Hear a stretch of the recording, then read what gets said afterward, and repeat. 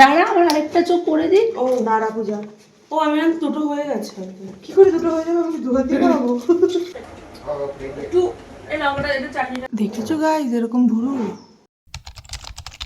And Pakhi experienced something haunted last night.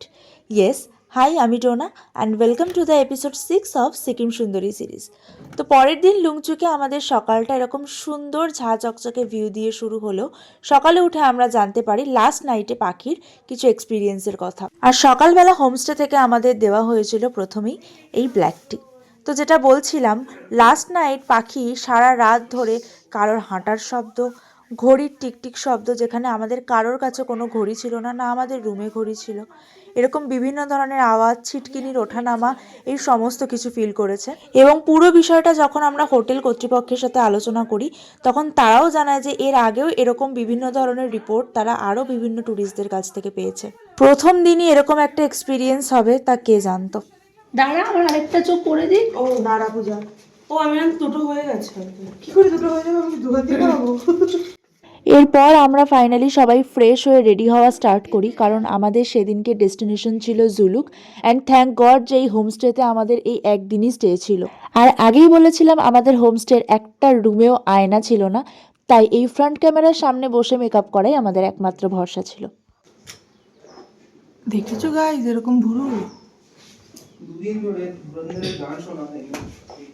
কালকেই তো শুনি রে। আর এই ছিল আমার সেদিনের ফুল লুক। কেমন লাগছে অবশ্যই জানিও।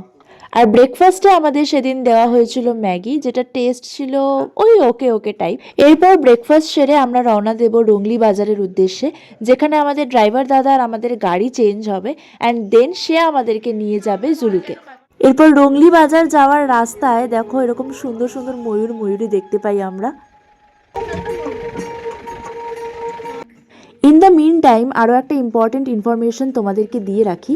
জুলুক যাওয়ার আগেই কিন্তু আমাদের জুলুক আর নাথুলা এই দুটোর জন্য পারমিট করিয়ে নিতে হয়েছিল।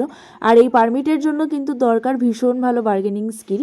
আমাদের 8 জনের সব মিলিয়ে পারমিট কস্ট পড়েছিল 7,000 রুপিস, আর তার জন্য আমাদের আধার, ভোটার এই ডিটেলসগুলো কিন্তু লেগেছিল।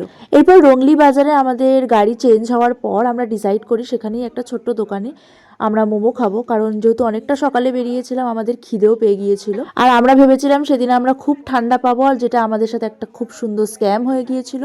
অলরেডি আমরা ততক্ষণে সবাই ঘেমে নিয়ে স্নান। আর এই যে আমাদের গরমা গরম chicken momo with some spicy chutney, আর এটার প্রাইস নিয়েছিল 100 টাকা। তো তোমাদের সাথে দেখা হবে আবার নেক্সট ব্লগে, ততক্ষণের জন্য স্টে টিউনড, বাই।